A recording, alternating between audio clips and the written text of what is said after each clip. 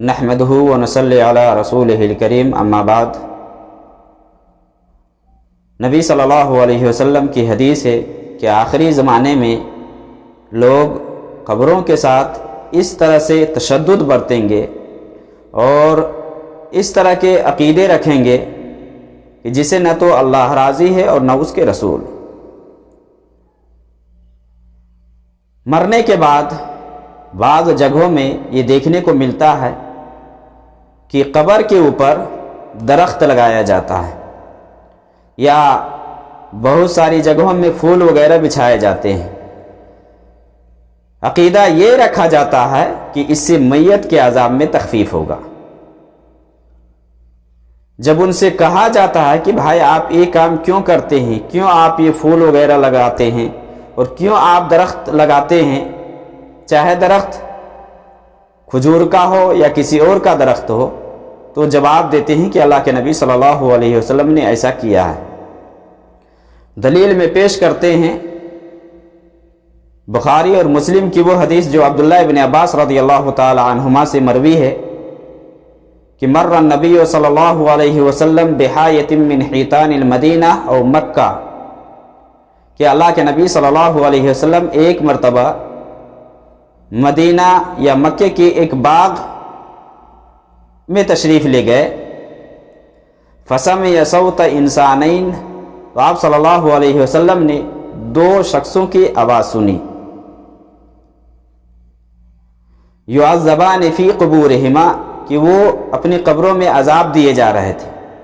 فقال النبی صلی اللہ علیہ وسلم یعذبان، یہ دونوں عذاب دیے جا رہے ہیں، وما یعذبان فی کبیر، اور کسی بڑی چیز کے بارے میں انہیں عذاب نہیں ہو رہا ہے۔ اس کے بعد آپ صلی اللہ علیہ وسلم نے فرمایا کان احدہما لا یستتر من بولہ، لا یستتر من بولہ، کہ اس میں سے ایک وہ ہے کہ جو پیشاب کی چھینٹوں سے نہیں بچتا تھا۔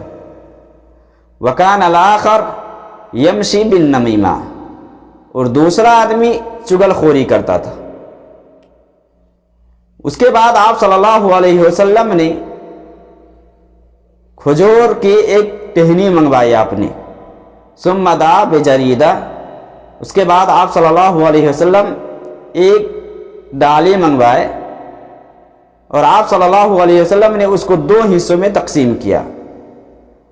فکسرہا کسرتین، آپ صلی اللہ علیہ وسلم نے دو حصوں میں بانٹا اور اس کے بعد دونوں قبر پر رکھ دیا۔ اس کے بعد آپ صلی اللہ علیہ وسلم سے صحابہ نے یہ کہا کہ اللہ کے نبی صلی اللہ علیہ وسلم آپ نے ایسا کیوں کیا ہے، یعنی اب تو آپ کی عادت نہیں ہے اور آپ کبھی ایسے کرتے بھی نہیں ہیں، لیکن آج آپ نے ایسا کیوں کیا ہے کہ کھجور کی ٹہنی منگوا کر کے آپ نے دو حصوں میں کر کے دونوں قبر پر رکھ دیا ہے، تو آپ نے ایسا کیوں کیا ہے؟ تو آپ صلی اللہ علیہ وسلم نے فرمایا لعلہ ان یخفف عنہما ما لم ییبسا، کہ آپ صلی اللہ علیہ وسلم نے یہ فرمایا کہ جب تک یہ دونوں خشک نہ ہو جائے اس وقت تک ہو سکتا ہے کہ ان پر عذاب کم ہو۔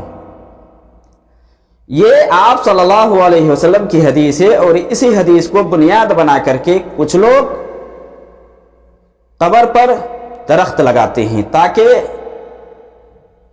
قبر کا عذاب کم ہو یا قبر کے عذاب میں تخفیف ہو۔ تو کیا یہ عقیدہ رکھنا اور اس عقیدے کی بنیاد پر ایسا کرنا یہ درست ہے؟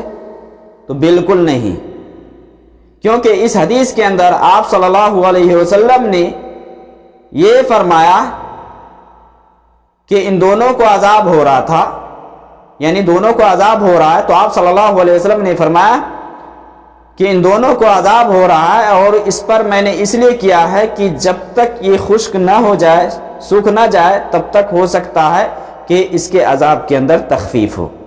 گویا کہ یہ قبر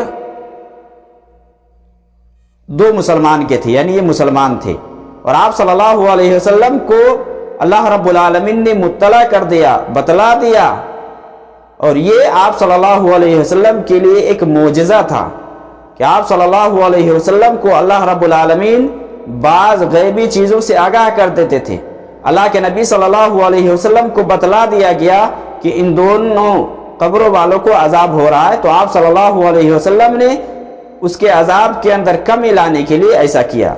جیسا کہ اللہ کے نبی صلی اللہ علیہ وسلم کی حدیث صحیح مسلم کے اندر ہے کہ انی مررت بقبرین یعذبان فاحببت بشفاعتی، کہ اللہ کے نبی صلی اللہ علیہ وسلم نے فرمایا کہ میں دو قبروں سے گزر رہا تھا، ان دونوں قبر والوں کو عذاب ہو رہا تھا، تو میں نے اس کے بارے میں شفاعت کرنی چاہی تاکہ اس کے عذاب کے اندر تخفیف ہو جائے. گویا کہ آپ صلی اللہ علیہ وسلم نے ان دونوں کے حق میں دعا کی، اور آپ نے جو یہ عمل کیا اس کے عذاب میں تخفیف لانے کے لیے کیا. تو آپ صلی اللہ علیہ وسلم کو تو اللہ تعالیٰ نے بتلا دیا کہ ان دونوں قبروں والوں کو عذاب ہو رہا ہے، لیکن دوسرے کو کیسے پتا چلتا ہے کہ قبر کے اندر عذاب ہو رہا ہے؟ تو یہ جو عمل ہے یہ درست نہیں ہے. قبر کے حوالے سے بہت سارے کام لوگ انجام دیتے ہیں، بہت کچھ کرتے ہیں. انشاءاللہ کبھی ٹائم ملا تو دیگر جو خرافات ہے، جو بدعات ہے، جو شرکیات ہے، اس کے حوالے سے گفتگو کریں گے. لیکن یہ جو حدیث ہے، اس حدیث سے یہ پتہ چلتا ہے کہ یہ نبی صلی اللہ علیہ وسلم کی خاصیت میں سے کہ اللہ کے نبی صلی اللہ علیہ وسلم کو اللہ تعالیٰ نے اس کے بارے میں آگاہ کر دیا، بتلا دیا. اور یہ بھی اس حدیث کے اندر بتلایا کہ قبر کے اندر جن گناہوں کے سبب یا جن گناہوں کی وجہ سے عذاب ہوتا ہے ان میں سے چغل خوری کرنا، اسی طرح پیشاب کے چھینٹے سے نہ بچنا، یہ بھی ہے. تو اس حدیث کے اندر اللہ کے نبی صلی اللہ علیہ وسلم نے جو یہ عمل کیا، یہ جو فعل کیا، یہ آپ صلی اللہ علیہ وسلم کو اللہ تعالیٰ نے بتلایا، اور آپ صلی اللہ علیہ وسلم نے ان دونوں کے عذاب میں تخفیف لانے کی وجہ سے آپ نے ایسا کیا. لیکن آپ صلی اللہ علیہ وسلم کی اور زندگی ہے، بقیہ زندگی کے بارے میں آپ نے دیکھا، آپ نے اور کیا؟ کیا آپ ہمیشہ کرتے تھے یہ عمل؟ بالکل نہیں. اللہ کے نبی صلی اللہ علیہ وسلم نے اتفاقاً یہ عمل کیا، لیکن آپ نے ہمیشہ نہیں کیا.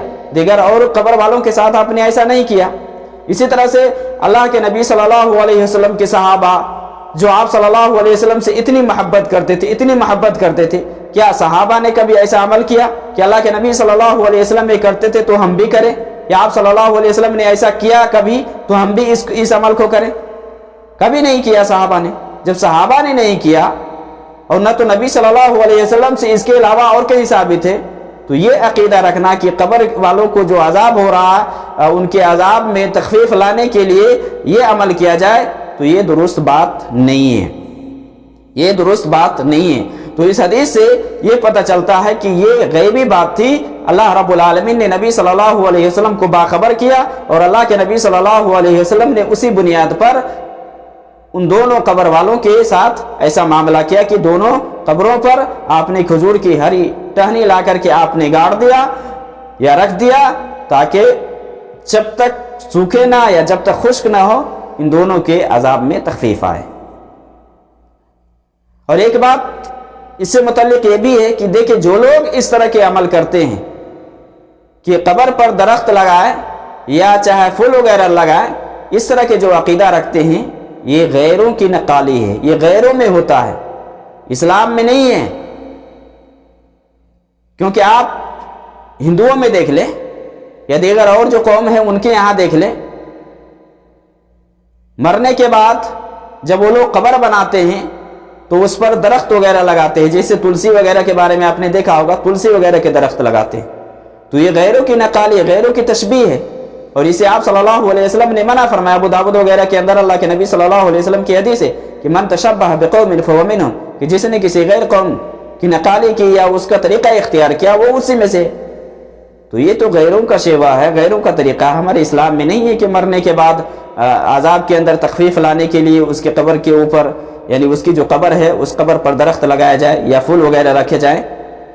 اور ایک ناحیے سے دیکھیں تو یہ بھی قبر کو مزین کرنے کے مترادف میں سے ہے، کہ یعنی قبر کو اسلام نے مزین کرنے سے منع فرمایا ہے، چونا گچ کرنے سے منع فرمایا ہے. اب اس پر جا کر کے درخت لگاتے ہیں، اس میں پانی پٹاتے ہیں اور اس کو ہرا بھرا کرتے ہیں، تو یہ چیز درست نہیں ہے. اس لیے اسے پرہیز کرنا چاہیے. معزز سامعین، ہمیں اسلام نے جو طریقہ دیا ہے، اسلام نے جو ہمیں تعلیم دی ہے، اسی تعلیم کے حساب سے ہمیں چلنا ہے. مرنے کے بعد قبر کے حوالے سے جو کچھ ہے وہ صحیح حدیث کے اندر ثابت ہے کہ دفن کرنے کے بعد قبر کو ایک بالشت سے زیادہ اونچی نہ بنائیں، اسی طرح سے قبر کو چونا گچ کرنے سے، قبر پر عمارت بنانے سے، اس سب سے اسلام نے روکا ہے۔ لیکن یہ جو فعل کیا جا رہا ہے کہ قبر پر عذاب کے اندر تخفیف لانے کے لیے کہ میت کے عذاب میں تخفیف ہو، اس وجہ سے درخت لگائے، تو یہ درست بات نہیں ہے۔ کیونکہ آپ خود سوچ لیں کہ اگر آپ کسی قبر کے اوپر درخت لگاتے ہیں تو آپ میت سے سوء ظن رکھتے ہیں، آپ جس کا علم آپ کے پاس نہیں ہے، آپ غلط نظریہ رکھتے ہیں کہ انہیں عذاب ہو رہا ہے، جبکہ اسلام میں کیا ہے؟ حسن ظن رکھنے کا حکم آیا ہے کہ حسن ظن رکھا جائے، نہ کہ حسن سو۔ آپ حسن سو رکھتے ہیں اور جس کی وجہ سے آپ یہ عمل کرتے ہیں جو کہ درست نہیں ہے۔ اللہ رب العالمین ہمیں صحیح دین سمجھنے اور اس پر عمل کرنے کی توفیق دے۔ وصلی اللہ علی النبی۔